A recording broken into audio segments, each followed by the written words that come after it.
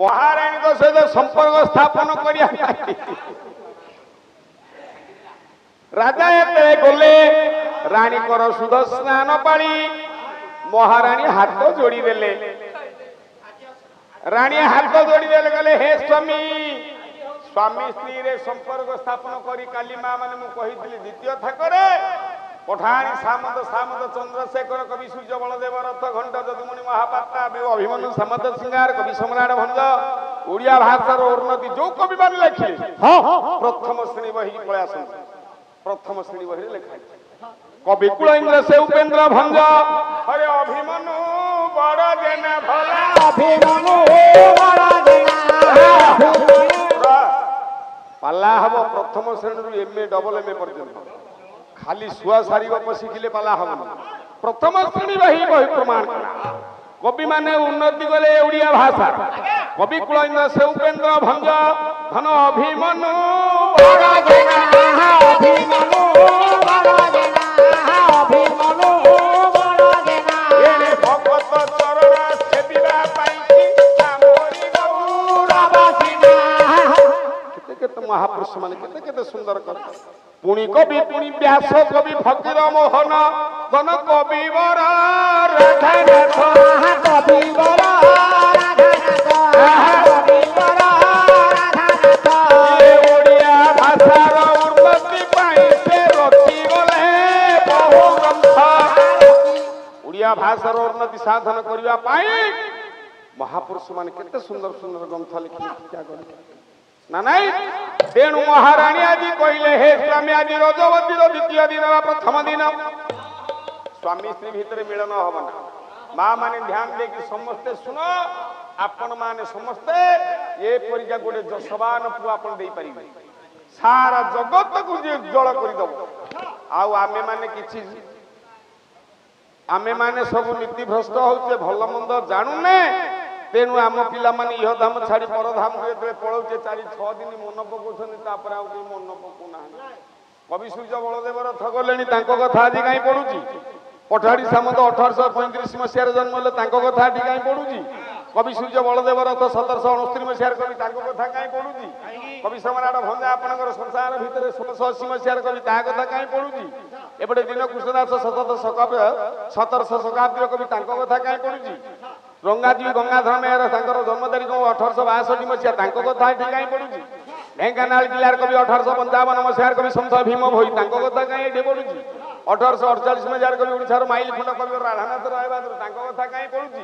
आपण मान पिला कथा तो कहीं पड़ुनी तेणु आपण माने सुंदर भूल कहली कि कवि जन्म तारीख भूल कवि गोटे भूल हम माने कंप्यूटर फिटिंग हे अछि ना प्ले मारिले चलिबो तेणु हे विदग्ध समय बेत ज्ञानी महोदय मान कहिबार तात्पर्य आपण माने सेमिति सुंदर पुओटे झियोटे जसवान पिलाटे जन्म देई परिबे केमिति महारानी कहिले स्वामी आजि तुम सहित मोर सम्मेलन हबना बही सारला दासंकर महाभारत विराट पर्व रे अछि सैंधी रजवती हेछि किचक जाइछि बाहुबल अत्याचार करिया पई सेठी सैंधी किचक को कहिले कोन कहिले रानी राजा को कहिले कोन कहिले रानी कोन कहिले हैं हिंदी बोइले होई अछि रजवती मो भाया भाइया बना जाई दिवस न होई प्रीति मो भाया मां माने ध्यान दे कि समस्त सुन झियोटी बेसी सब खाए से थोड़ा आइलन जे ए जे पार्टी काहे कर बस रानी महोदयमान हां हां भगवान कहिले भगवान कहिले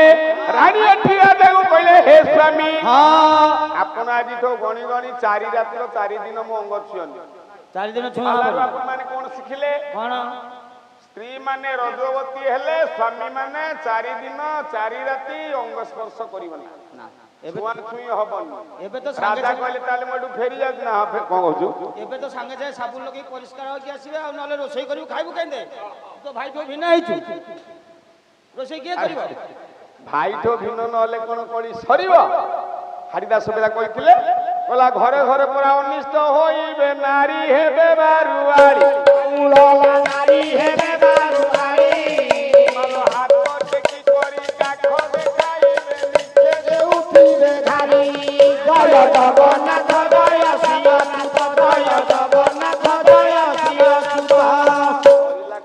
ଟିକିରେ କହିଲେ ଭାଇ ଭଉଣୀରେ ପିରତି ହୋଇବ ବାପ ଝିଅ କର ପିତି ବହୁଳ ବାପ ଝିଅ କର ପିତି ବାପରେ ଯେ ପିରତି ହୋଇବ ଦେଖି ଦେବା ଥାନି ଜୟ ଜଗନ୍ନାଥ 1717 ମସିହାରେ କବି ଆପଣମାନଙ୍କର ହାରିଦାସ ମାଳିକା। ଆଉ କଣ କହିଲେ କହିଲେ ଯୁବା ନାରୀ ମାନେ ଟିକେ ଶୁଣ ଭାଇ ପାଟି କରୁଛ ସବୁ କହିଲେ ଯୁବା ନାରୀ ମାନେ ଉଲଗ୍ନ ହୋଇବେ କାହାକୁ ନଥିବ ଭୟ ବହୁଳ କାହାକୁ ନଥିବ ଭୟ ଭୟ ଶେଷରେ ହୋଇବେ ଜୟ ଜଗନ୍ନାଥ ଜୟ ଘଟଣା ଗୁଡାକ ଘଟି ଘଟି ଆସିବ କଳି ଆଜ୍ଞା ସରିଯିବ। ହଁ ହଁ ମହାପ୍ରଭୁ କହିଲେ 7 ଦିନ ଯାଏ ଅନ୍ଧାର ହୋଇବ ସୂର୍ଯ୍ୟ ନ ହୋଇବ ଦେଖା ବହୁଳରେ ସୁଜନ ହୋଇବେ ଦେଖା କୁକୁର ଘରେ ପଶିଥିବେ କେହି ନ କରିବେ ରକ୍ଷା କଳିରେ 7 ଦିନ ଘଟିବ ଅନ୍ଧାର। ସତ୍ୟ ଯୁଗରେ 7 ଦିନ ଅନ୍ଧାର ହେଲା। ହଁ କଣ କହୁଛନ୍ତି ଆଜ୍ଞା ଏମିତି ହାତ ହଲଉଛନ୍ତି ବାପା ଏମିତି କଣ ହାତ ହଲ ହଉନି ପାଲା ଆଉ କଣ ଏମିତି ହାତ ହଲଉଛ ମୋ ମନଟା କମି ଯାଉଛି। ଏବେ ଆଜ୍ଞା ଯୋଉ ବର୍ଷା ହେଲା ଦେଖୁନାହାନ୍ତି ଅନ୍ଧାର ହେଇଗଲା। କଣ କହୁଛନ୍ତି ଝୁମ୍ପା ଗାଉଛି ଗାଉଛି ଢୁମ୍ପା ଝିଅଟା ଜନ୍ମ ହେଲେ ଢୁମ୍ପାଟେ ଗାଇବା କେମିତି ଅଧରେ ଜାଗାରେ ନେଇକି ପହଞ୍ଚଉଛି। ନାଇଁ ନାଇଁ ବାପା କହିଲେ ହାତ ହଲେଇଲେ ଯେ ସେଇ ଯୋଉ କହିଲେ ହଉ ହଉ ହଉ ହଉ ଆପଣମାନଙ୍କ ଆଶୀର୍ବାଦ ଥାଉ। ଯେତେବେଳେ ଯୋଉ ଗାୟକ ନ ଆସିବ ମତେ ଡାକି ଦବ ମୁଁ ପଳେଇ ଆସିବି ପାଖରେ ଅଛି। ଭଲ ଆଉ ଯିଏ ବହିନା ନେଇକି ଯୋଉ ଗାୟକ ନ ଆଇଲା ତମେ ରବି ଜେନାଙ୍କୁ ଡାକି ଦବ ମୁଁ ଧାଇଁକି ଦୌଡ଼ିକି ପଳେଇ ଆସିବି ସାଙ୍ଗେ ସାଙ୍ଗେ। ଆପଣଙ୍କ ଅନୁଷ୍ଠାନ ରହିବ ବଞ୍ଚିବ ବହୁତ ଦିନ ବଞ୍ଚିବ। हे बापा कहिबार कथा संसार भितरे सत्यरे 7 दिन अंधार होला सत्य जरिला त्रेतयारे 7 दिन अंधार होला त्रेतया गला हाँ हाँ तापरे 7 दिन अंधार हेइकी तापरे जाई कली जुगरे 7 दिन अंधार हबो हबो केबे हबो जेते बेले मो प्रभु जगन्नाथ नीलाचल धाम छाड़ी छतिया पळेबे हाँ हाँ इंग्रेज माने लुकायत रे ट्रेन गाड़ी रे जगन्नाथ गोले ट्रेन भीतर भर्ती करके लेके जे बोरी स्टेशन रे ट्रेन अचल हो सेठु जगाउ फेरिबेनी केतबेले कुआरे छतिया बट बुझिबे लो बौल जगन्नाथ महाप्रभु बौल लो जगन्नाथ महाप्रभु कालिया बटारे यात्रा गोचरे प्रभु जय जगन्नाथ छतिया बट जगन्नाथ जिबे को दिन जिबे कोदिन छतिया बट जिबे को दिन जिबे महाप्रभु हरिदास कहिले कौन कहिले कौन कहिले बोला गाभी एते बेले तिनी मुद्रा प्रसव भला प्रसव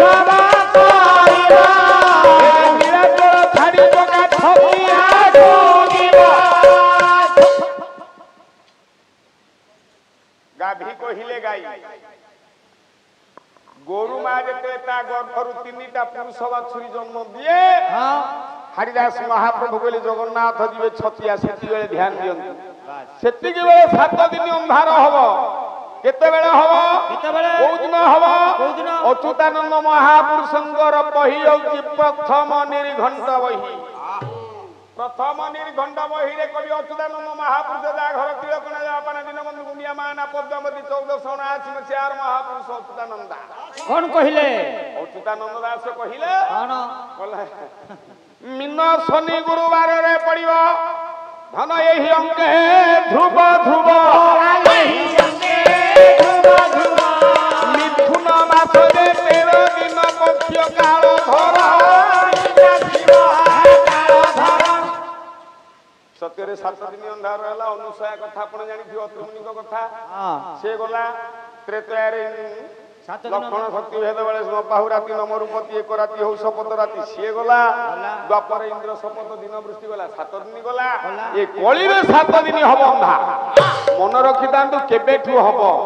को दिनरु 7 दिन अंधार पृथ्वी हबो दिनरो मीन शनि गुरुवार रे पड़िबो एही अंके ध्रुव ध्रुव मीन मास चैत्र मास हां शनि गुरु मझिरे शनिवार गुरुवार मझिवार शुक्रवार चैत्र मासर शुक्रवार रु 7 दिन हब अंधार पृथ्वी हेले बापा माने मु कहिबार कथा चैत्र मास 30 दिन हो कि 31 दिन हो कि 29 दिन हो बस हैं कौन गोटे शुक्रवार पड़िबो कि ସାତଟା ଚୈତ୍ର ଶୁକ୍ରବାର ମାସରେ କୃଷ୍ଣ ପକ୍ଷ ଶୁକ୍ଳ ପକ୍ଷ ଯୋଡ଼ିଏ ପକ୍ଷ ଚାରିଟା ଶୁକ୍ରବାର ପଡ଼ିପାରେ କିମ୍ବା ପାଞ୍ଚଟା ଶୁକ୍ରବାର ପଡ଼ିପାରିବ। ତାହେଲେ କୋଉ ଶୁକ୍ରବାର ଠାରୁ ଆରମ୍ଭ ହବ ପୃଥିବୀ ଅନ୍ଧାର? ଏ ପ୍ରଥମ ନିର୍ଗଣ୍ଡ ବହି ଅଚ୍ୟୁତାନନ୍ଦ ଦାସଙ୍କର ଲେଖାକୁ ଅନୁକରଣ କରି 1717 ମସିହାର କବି ଆପଣ ମାନଙ୍କର ହାଡ଼ିଦାସ କହିଥିଲେ ପରିଷ୍କାର। କଣ କହିଲେ? ମୀନ ମାସରେ ଯେ କୃଷ୍ଣ ଚତୁର୍ଦଶୀ ପଡୁଥିବ ଶୁକ୍ରବାର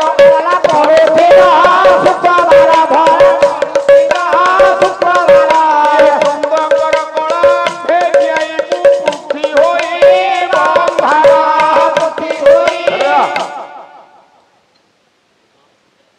ମାଳିକା ତ ଶୁଣିବା ପାଇଁ ଆଗ୍ରହ ନୁହଁ, କାହିଁ ଗାଇବାକୁ ଯାଉନି, ସେ ଯୋଉ ଟିକେ ଟିକେ ଦେଶେ ଯାଉଛି।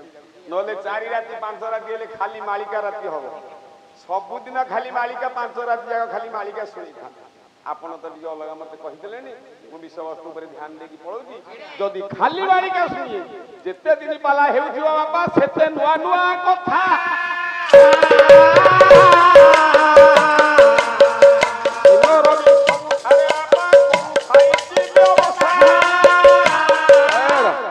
ଆଉ ତ କେଇଟା ଦିନ ଗଲେ ଅଚ୍ୟୁତପୁର ଏବେ ଆସିବ, ଆଉ କେଇଟା ଦିନ ଗଲେ ଛଣଗିରି ଅଛି ନା ନାଇଁ? ତ ସହଜେ 4 ରାତିଆ ପାଲା। ହେ ବିଜ୍ଞାନୀ ମହୋଦୟ, ମୁଁ କହିବା କଥା ଏ ସଂସାର ଭିତରେ ପଡିବ ଚୈତ୍ର ମାସ କୃଷ୍ଣ ପକ୍ଷ ଚତୁର୍ଦଶୀ ତିଥିଟା ଯଦି ଆଜ୍ଞା ଶୁକ୍ରବାରରେ ପଡିବ, ସେହି ଦିନ ଠାରୁ 7 ଦିନ ଯାଏ ଅନ୍ଧାର ହୋଇବ ଜାଣ।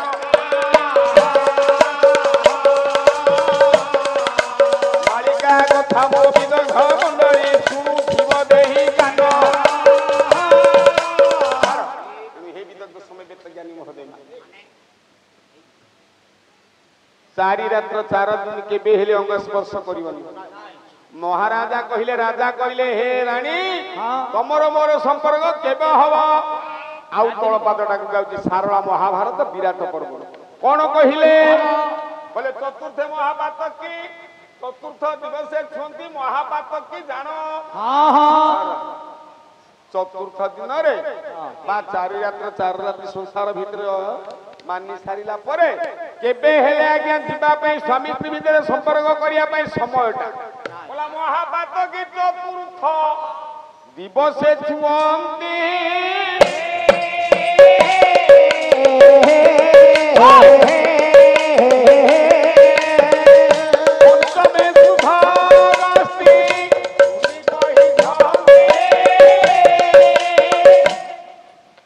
ପଞ୍ଚମ ରଜନୀରେ ସ୍ୱାମୀ ସ୍ତ୍ରୀ ଭିତରେ ସମ୍ପର୍କ ହବ। ପ୍ରଥମ ଲକ୍ଷଣ ମନେ ପକାନ୍ତୁ ହେଲା ନା? ପଞ୍ଚମ ରଜନୀରେ ସ୍ୱାମୀ ସ୍ତ୍ରୀ ଭିତରେ ସମ୍ପର୍କ ହବ। ହେଲେ କୋଉ ସମୟରେ? ସନ୍ଧ୍ୟା ସମୟ ନୁହଁ, 12ଟା ସମୟ ନୁହଁ, ପାହାନ୍ତିଆ ସମୟ ନୁହଁ, ଦିନ ବେଳେ। ସ୍ୱାମୀ ସ୍ତ୍ରୀ ଭିତରେ ସମ୍ପର୍କ ସ୍ଥାପନ କରିବା ପାଇଁ ହେଲେ ଗୋଟେ ନିର୍ଦ୍ଧାରିତ ସମୟ ଅଛି। ଯଶବାନ ପୁଅ ଯଦି ଜନ୍ମ କରିବା ପାଇଁ ଚାହାନ୍ତି, କୋଉ ସମୟ? କହିଲା ନବ ଘଡ଼ିରୁ ଏଣିକି 30 ସଙ୍ଗତ ହଲେ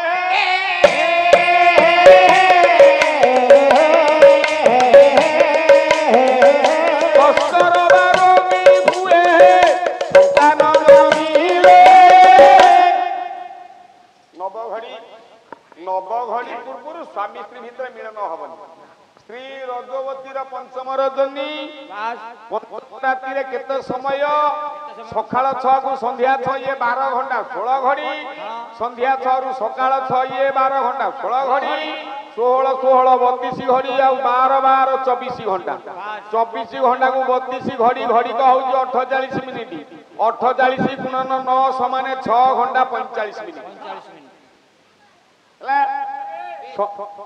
ସନ୍ଧ୍ୟା 6 ରୁ ଆପଣ 6 ଘଣ୍ଟା 45 ମିନିଟ୍ ଗଣିବେ। ରାତି 12ଟା 45 ମିନିଟ୍ ପୂର୍ବରୁ ସ୍ୱାମୀ ସ୍ତ୍ରୀ ଭିତରେ ଯଦି ସମ୍ପର୍କ ଆପଣ ସ୍ଥାପନ କରିଦେଲେ ସେ ପିଲାଟା ଚୋର ଖଣ୍ଡ ମଦୁଆ ହୋଇବ। ଆଉ ଯଦି ଝିଅ ଜନ୍ମ ହେଲା ରୋହିତା ଜନ୍ମ ହେଲେ ହୋଇବ ଦୋଚାରି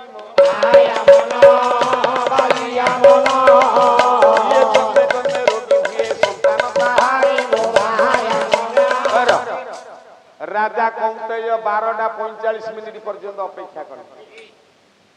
ना नहीं स्वामी स्त्री भितर है संपर्क महारानी तो गर्भ धीरे धीरे बढ़िला 10 मास 10 दिन पूर्ण हैला कहिथिले गोटे झियोटिए पई झियोटिए हैला 21 दिन रे ग्रह तिथि 12 नक्षत्र राशि मास जोग करी पिलाटीर नामकरण देई कौन कहिले ज्योतिषे कहिले संसार भितर या बापा ना होउची 3टा अक्षर अंतेय मा ना होउची 3 अक्षर कौतुकी भाई की अछि 3टा अक्षर रे सुरम्य ये झियोडा जन्म हलानी गोटे 3 अक्षर देले समस्त सुंदर कथा ना नहीं राजा विचार कले ज्योतिष कहले हे मणिमा ए जो आपनकर झियो के हैला